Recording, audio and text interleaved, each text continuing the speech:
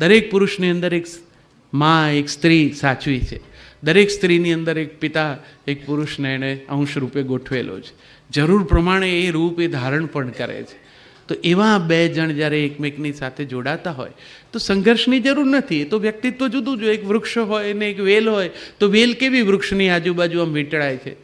હવે અમારે સ્ત્રી સમાનતાવાળા એમ જ કે આટલું બધું આધાર શું લેવાનો? અરે એ આધાર નથી લેતી, એ ટકી જવા માટેની લડાઈ નથી. એ પેલા વૃક્ષની વૃક્ષતાને સંતાડે છે. એની આજુબાજુ વીંટળાય અને એની કમનીયતાથી પેલાની વૃક્ષતા ન દેખાય એવો પ્રયત્ન કરે છે. અને જે વૃક્ષ છે એ વેલની કમનીયતાને આધારરૂપ પોતાના અસ્તિત્વની સાર્થકતા એમાં જુએ છે.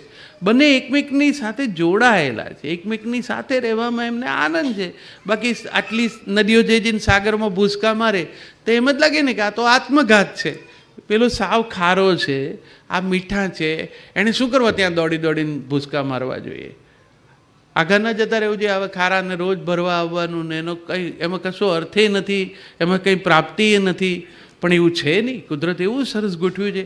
આ ખારો છે એ ખારો જ રહેવાનો છે, મીઠો નહીં જ થાય. અને તોય બધા મીઠા આવીને એમાં ભળે.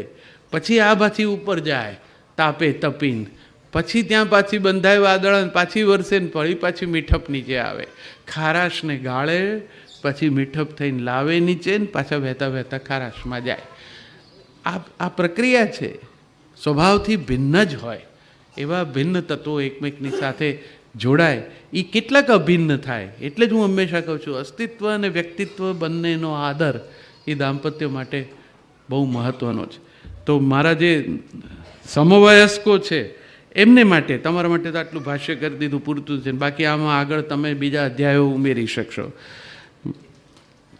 પણ એક મુદ્દો જે મને એમ થયું કે આજે હળવાશથી પણ પછી કહેવું જોઈએ, એમ પછી બધું ગંભીર કરી દઈએ તો પાછા જતાં પાછા ઘણા લોકો એકબીજા સાથે આમ કે આપણે આવું ચાલે છે કે આપણે આવું નથી ચાલતું.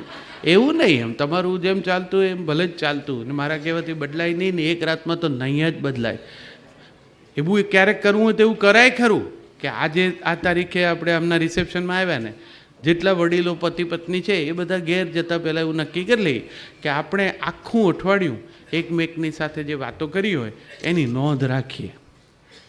અને નોંધ લઈ અને એક્ઝેક્ટ આવતા શનિ રવિવારે બેસી હિંચકા ઉપર ચા પાણી પીતા પીતા અને ટેલી કરીએ કે આપણે એકબીજા સાથે શું વાતો કરીએ. અને કરી જોજો, રવિવાર બગડશે. તમે એવું પૂછ્યું હશે શું જમશો, એટલે આણે કંઈક એકાક્ષરી ઉત્તર આપ્યો હોય, એટલે આને કીધું એટલે બીજો એક શબ્દ એમાં ઉમેરાય. આ એવા મંડેન સંવાદો ચાલે છે પતિ પત્ની વચ્ચે. અને અઠવાડિયા પછી ચેક કરો ત્યારે તમને ખબર પડે કે આ વાતો કરવા આપણે પરણ્યા હતા. પેલા ઝાડ નીચે ઊભા રહીને તો કેટલું પીંજણ કર્યું હતું, સંગાથે સુખ શોધીએ ઢીકણું પૂછડું. તો એવું તો કંઈ કર્યું નહીં. રોજ વાતો તો આવી જ કરીએ છીએ. એટલે રોજ વાતો તો આવી જ થાય.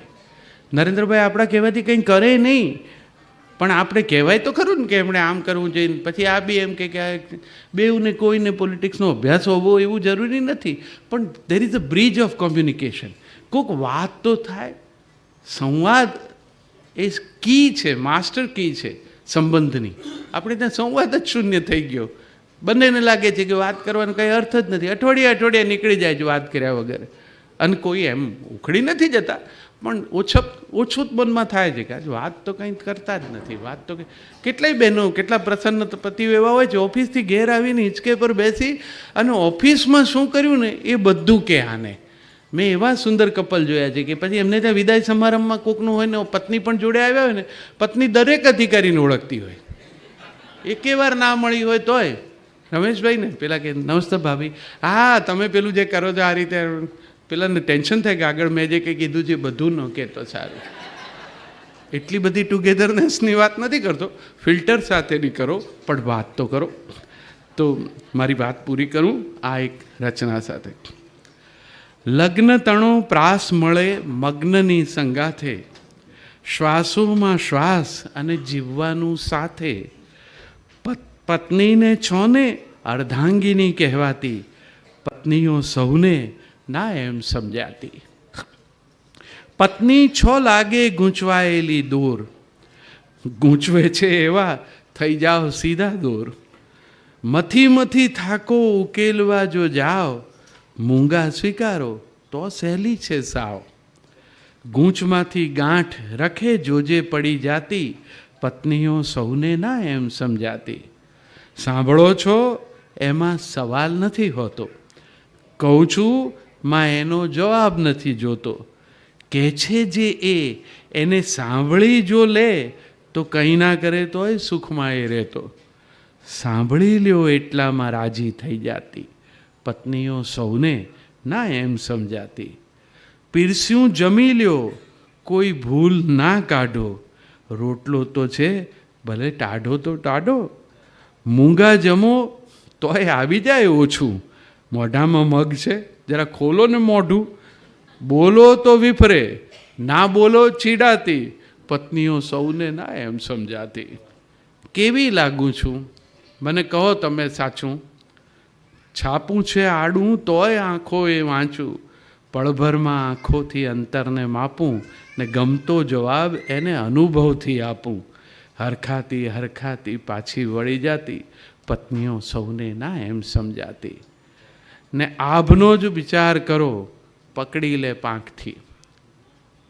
જેમના લાંબા દાંપત્યો છે એમને ખબર છે કે 15, 17, 20 વર્ષે હૃદયના એક ખૂણામાંથી ઉડવાની આજે ઈચ્છા જાગે છે. એ તમને જાગે એ પહેલાં એને ખબર હોય છે. ઈશ્વરે એને જે છઠ્ઠી ઇન્દ્રિય આપી છે ને આત્મસુરક્ષાની, એને કારણે એને પહેલાં ખબર પડી જાય તમારા હૃદયના ખૂણામાં કોઈ ગુલાબ હજુ કળીના સ્વરૂપમાં હોય ને એની સુગંધ શું હશે ને એ પણ એને ખબર હોય. એટલે આભનો વિચાર કરો પકડી લે પાંખથી, નાકથી નહીં એ તમને સૂંઘે છે આંખથી. આંખથી નહીં એ તમને વાંચી લે શાખથી, ચિનગારી ગોતી લે ટાઢી બોળ રાખથી. હાલત જોઈને પછી મનમાં મલકાતી, પત્નીઓ સૌને ના એમ સમજાતી. ધાર્યું કરે છે કદી હસી કદી રોઈને, રાજી થાય પામી કદી રાજી થાય ખોઈને. ઘૂંટ્યા કરો તો નથી આવડતી કોઈને, જીવનભર શીખવાનું આગેથી જોઈને. પલ પલ રહે છે ભાત એની બદલાતી, પત્નીઓ સૌને ના એમ સમજાતી. પડતું મેલો ને તમે ફાટેલું સીવવા, માંગો છો યાર તમે સુખેથી જીવવા. મથશો નહીં પત્નીને કોઈ દી ઉકેલવા, પામવી જો હોય તો માંડો એને ચાહવા. મસ્તીમાં જાશે આ જિંદગી જીવાતી, પત્નીઓ સમજુ ને સહેજે સમજાતી. પત્નીઓને સમજવાનો પ્રયત્ન કરવાને બદલે કેવળ એને ચાહો. ચાહશો એમાં બધું, એની કંઈ ઝાઝી ડિમાન્ડ જ નથી હોતી. પણ બાકી તમારા ગમણગામાં આડા આવે તો સંઘર્ષ થવાનો જ. એ પૂછે કેવી લાગુ છું ત્યારે જગતમાં કોઈ પતિએ હજુ સુધી સાચો જવાબ આપ્યાનો દાખલો નથી. બધા એમ જ સરસ જ લાગે ને, તું તો સરસ જ લાગે ને. પુરુષો તો એવા સરસ રીતે નરોવા કુંજરોવા જેવા જવાબ આપે, તું તો સરસ જ લાગે ને, તું કઈ દિવસે એવી લાગે, તારે તો પૂછવાનું જ ન હોય. આમ તેમ કહી અને પથરા નીચેથી હાથ કાઢી લેવો જોઈએ માણસે. અસત્ય પણ ન બોલ્યું અને સરસ રીતે વાત પણ થઈ ગઈ. તો કશું આરંભે કોઈ ગંભીર થઈને આમ આ જીવવાનું જવાબદારીવાળું છે એવું રાખશો નહીં. આનંદ કરો. આ તો અમને ન સમજાણું, પછી જે કંઈ ટારવ્યું એ તમારા સુધી કર્યું. અમે ભૂલો કરી જ હોય ને, અમે કેટલું બધું બાજા બોલ્યા હોય ને કેટલું કર્યું હોય. કપાળમાં ચાંદલો ન કરે તો અમારો પ્રોબ્લેમ થાય. ચાંદલો નથી કર્યો, હવે એ કે પાછા કરતા જ હોય, પણ છોકરા મોટા થાય ને એટલે વહુવારું આવ્યા હોય એ યુવાન હોય, દીકરી મોટી થઈ હોય એ પાછી મમ્મીને કહે મમ્મી ડ્રેસ પહેરે ત્યારે ચાંદલો ન કરાય. હવે બાપાનું આખું અસ્તિત્વ જ ચાંદલામાં અટકેલું હતું. હવે ચાંદલો કરે નહીં. છોકરાને આપણે કહેવા જઈએ કે પપ્પા પણ ડ્રેસમાં ના કરાય. અરે પણ ડ્રેસમાં પણ તને ક્યાં ખબર છે બેટા, મારું આખું હોવું આમાં જ છે.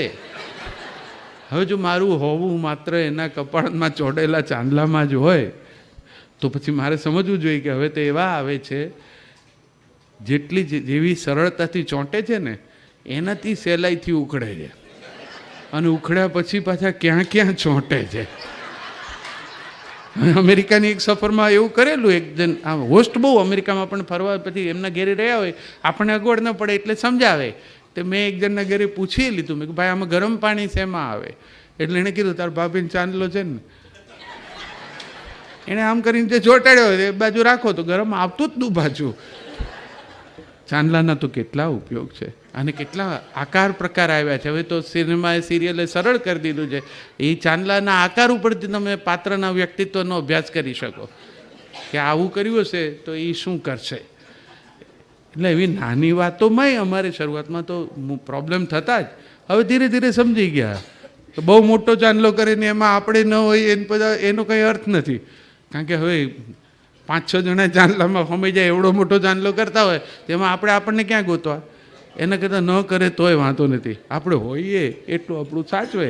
અને ખાસ તો ડાયાબિટીસની દવા લીધી કે નહીં એટલું પૂછે, એટલું ઘણું છે. આનંદ જાજુ કંઈ નથી બેટા. ખૂબ જલસા કરો, આનંદ કરો. આશીર્વાદ આપવાની તમારા માટે જ મારી હોય છે જ, પણ ભદ્રાયુ સર વધારે યોગ્ય વ્યક્તિ છે કે જે આશીર્વાદ આપી જ શકે. એ